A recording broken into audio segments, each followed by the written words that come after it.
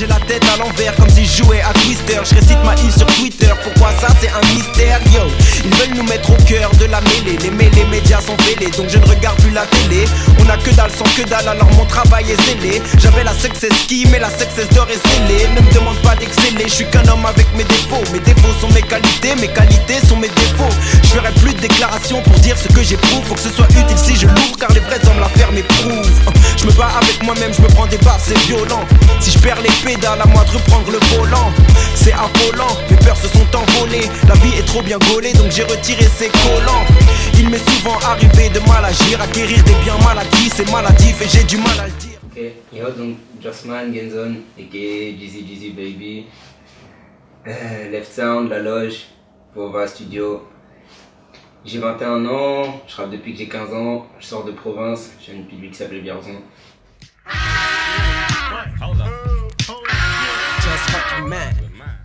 Bah, en fait ça dépend si tu viens d'une grande ville ou pas en fait, parce que je vois que les rappeurs de Marseille ils ont pas trop besoin, ils viennent de province et ils arrivent à faire leur buzz.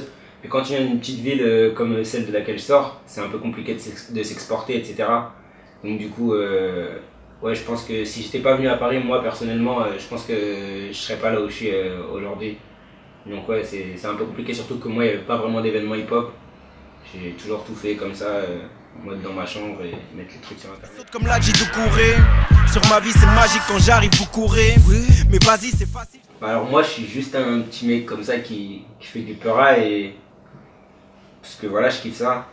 Et donc je pense et j'espère être un kicker vraiment. Je pense que j'aimerais bien être catégorisé comme ça parce que je bosse pour ça en fait. Je travaille ma technique, etc. J'ai fait plein d'open mic, je suis passé par tous les événements d'MCing, j'ai fait des battles, j'ai fait des concours d'impro. Donc voilà, je pense être vraiment un kicker. Après, au niveau de ma musique, ben, j'essaie d'amener cet esprit archi hip-hop, l'esprit full hip-hop comme ça, le mettre dans la musique pour donner un côté, même si quand je fais de la musique, j'essaie de mettre le côté artistique en avant. J'essaie de grave mettre le côté MC dedans pour faire du bon hip-hop. Voilà.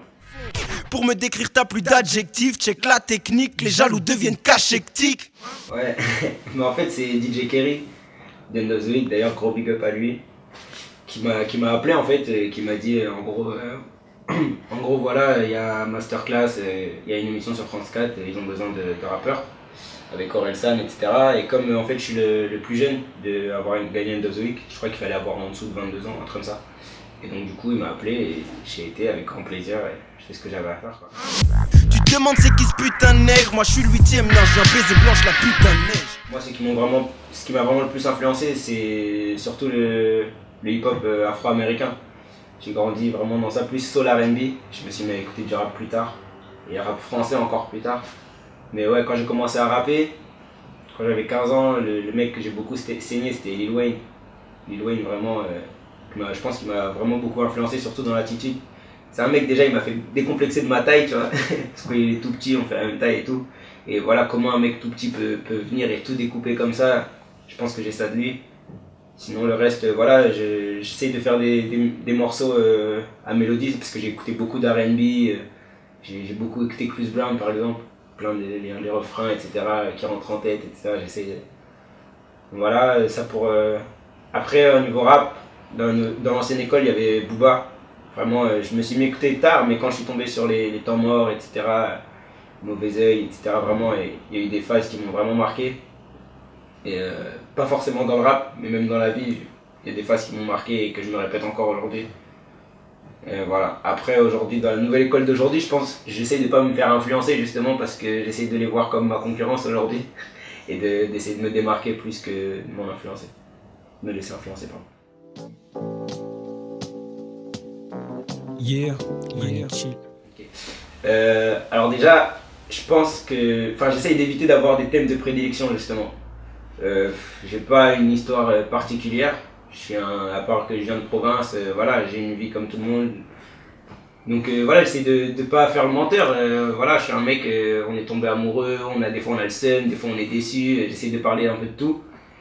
Et voilà, après quand je fais un morceau à thème, ça peut aller vraiment très très vite, surtout si j'ai plein de choses à dire. Il y a des morceaux qui peuvent être pliés en 20 minutes. Mais sinon, en général, ça va relativement vite. Mais ça peut aller de 20 minutes à, je sais pas, 2-3 jours. Et j'essaye d'écrire a cappella en général. J'aime bien, je me mets dans une seule ambiance. J'écris a cappella et souvent les prods réveillent un des textes que j'ai, tu vois, par rapport à une ambiance ou une émotion qui s'en dégage. Il y a juste depuis quelques mois où je reçois beaucoup de prods et j'essaie de plier la prod dessus, donc du coup j'écris sur la prod. Mais en général, voilà, je fais tout ça. Écoute cette voix entraînante, même pas besoin de refrain, tu vois. Hey. Ouais, alors End of the Week, c'est une compétition internationale maintenant, qui est née aux États-Unis en 2000, je crois, qui est arrivée en France en 2004, ça fait déjà 10 ans. Moi je me souviens, je regardais ça quand j'étais petit, j'étais fasciné par Philémon, qui est un très lourd MC vraiment. Je voyais ça, je me disais, je croyais même qu'il trichait à l'époque, je me disais mais comment il peut rapper et sortir un objet, je croyais qu'ils avaient vu les objets, tu vois. Et puis voilà, moi je me suis inscrit comme ça sans trop y croire et c'est bien passé. Et je pense que c'est une case par laquelle je suis content d'être passé parce que voilà, je pense que ça m'a fait gagner en spontanéité. Et puis voilà, pour moi un MC doit être capable de vraiment savoir freestyler, improviser en cas d'oubli de texte ou quelque chose comme ça, vraiment rester master of ceremony quoi. Et donc du coup je pense que End of the Week m'a apporté ça et c'était une vraiment cool expérience. Puis voilà, c'est pas fini, il y a la finale le 5 juin à la Bellevilloise, j'espère aller le plus loin possible. Pour ça qu'on trouve fantastique, c'est vrai qu'il y a des gens qui trouvent ça fantastique, tu vois. En fait moi, comme j'ai dit, je viens d'une petite ville dans laquelle je rappais tout seul, mes potes ne rappaient pas, ne rappent toujours pas d'ailleurs. Donc j'ai toujours fait ça en solo et en fait je crois que c'est devenu une habitude. J'ai toujours fait mes morceaux tout seul. Voilà, je faisais mon morceau, j'allais au studio, je le pliais. Puis voilà, c'est devenu une habitude en fait. Après, je suis pas du tout fermé, j'ai fait plein de collaborations, je reçois souvent des demandes. C'est vrai que des fois j'ai pas le temps ou quelque chose comme ça, ou c'est loin ou des trucs comme ça. Mais quand je peux, je fais des feats, il n'y a aucun problème. Après, c'est vrai que dans mes morceaux, quand je mets le côté artistique en avant, j'ai pas envie de faire un feat pour faire un feat. Il faut vraiment que, même si le mec il est très chaud, vraiment trop chaud, il faut qu'il apporte quelque chose au morceau, sinon je trouve que ça sert à rien. Et c'est pour ça, après voilà, j'aime quand même faire des collaborations, j'en ai quelques-unes sur le projet. Je suis pas encore feat rap, mais s'il y en a un qui doit venir, il y en aura. Et après, avec qui j'aimerais collaborer, Kendrick Lamar, Chris Brown, vraiment, je pense que c'est vraiment les deux mecs avec qui vraiment à long terme j'aimerais collaborer. Hey yo, et y a pas de trahison sans pote, tes amis sont comme ton... Et en France, il y a Monsieur Nov, c'est un artiste soul R&B que j'ai vraiment kiffé et que j'écoute beaucoup. Et ouais, vraiment, là j'ai eu la chance de travailler avec lui. Ça m'a fait vraiment plaisir et tout. Après, pas encore en voix, mais bon, je pense que ça va arriver. Donc voilà, Monsieur Nov. Et après, dans les rappeurs, il y a...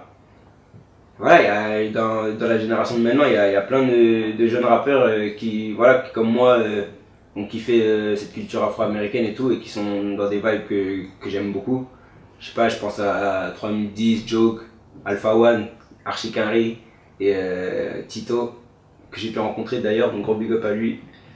Vraiment, voilà, il y a des mecs comme ça qui se rapprochent et avec qui ce serait vraiment un plaisir de travailler. Alors j'écris noir sur blanc et je mets du blanc sur le passé noir, mon histoire. Putain, j'en suis le seul. Déjà, le mouvement hip-hop, moi je trouve qu'il vit encore pas mal parce que il y a encore plein d'événements. Moi je sais pas comment c'était avant que j'arrive sur Paris. Mais là maintenant il y a plein d'open mic, il y a des événements presque tous les week-ends. Donc le mouvement hip-hop en lui-même, rap underground, il est là, il bouge pas. Après tout ce qui est extra musical, moi j'essaye de pas vraiment m'en occuper. Et donc voilà, je trouve pas que c'est vraiment en déclin parce que ok, une petite crise à un moment pour les ventes à cause d'internet, mais maintenant grâce par exemple aux rémunérations YouTube ou à iTunes qui commencent à vraiment redécoller, il y a des choses qui sont bien pour la suite. Il y a des rappeurs qui vendent pas mal aujourd'hui et je pense que c'est vraiment bon pour la suite. De moi un kicker, dans le neuf que tu mets dans le cher, facilité, agilité d'une panthère, tapé par tes... Bon alors là je vais l'annoncer, officiellement je sors un projet cette année. Je n'ai pas encore de date, un projet solo qui va s'appeler Le Grand Changement pour l'année 2014. Quelques titres, je dis pas encore combien, parce qu'en vrai je sais pas combien. Et voilà, il y Là, il est quasiment fini. On est à la finalisation, on va choisir les morceaux, etc. Et puis balancer ça comme il se doit. Quelques collaborations, j'ai travaillé avec pas mal de beatmakers. J'ai essayé de trouver une couleur qui me convenait, qui me représentait. Puis voilà. 2014, de grands changements. Voilà.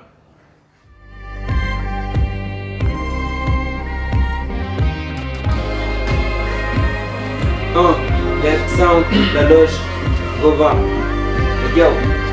Hey yo, moi je rappe du vendredi au vendredi. Que j'écrive ou que j'improvise, y'a que ça qui me rassasie quand j'ai le ventre vide. Et je veux casser la dentition des gens qui font tout pour que je m'éloigne de mes ambitions. Moi je rêve de vendre des disques, alors je prends des risques. Chaque jour je lance des rimes, j'apporte de la fraîcheur à cette musique qui prend des rimes. Alors je trim, je taffe mes structures, je les aménage. Et quand je nomme mes pénères font surface comme si elles savaient nager. Un jour t'auras ma face en poster. J'espère au moins avoir un futur prospère. Je te parle de grands changements parce que je sais qu'il faut le faire. Même les bandits rangent leurs flingues devant des yeux revolver. Et c'est terrifiant, tu peux vérifier, mais en vérifiant tu verras que la vie est extrêmement édifiante. Jossman, jeune MC gringal et puis mes 15 balles. Et c'est dans le peur que je me suis installé. Jossman pour Outside Culture.